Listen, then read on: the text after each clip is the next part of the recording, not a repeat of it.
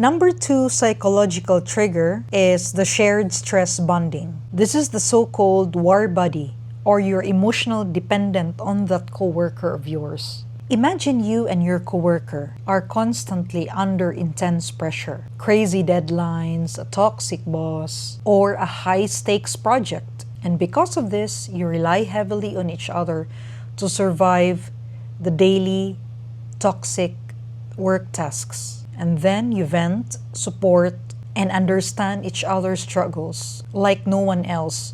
Most especially if you have a situation wherein your partner or spouse at home doesn't give you the same feeling. So this intense shared experience creates us against the world feeling and bond.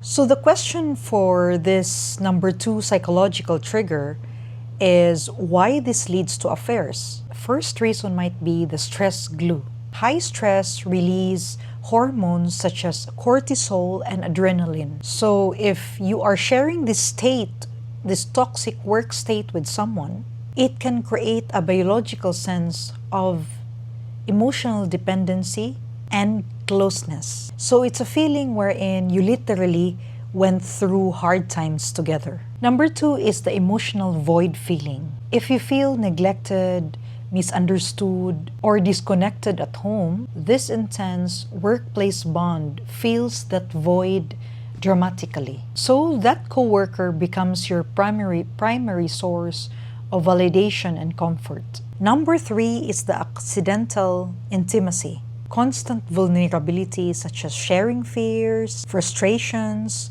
hopes about work can create deep emotional intimacy very quickly.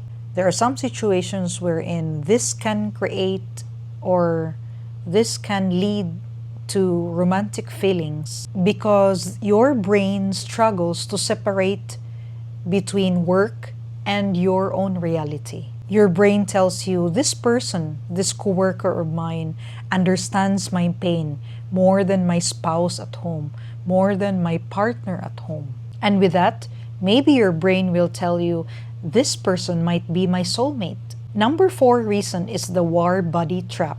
You mistake the intense bonding caused by shared adversity for genuine romantic love or deep compatibility. So when you depend on someone, you will feel like it's love. But the truth is, it's often rooted in the stressful context, not the true long-term partnership potential.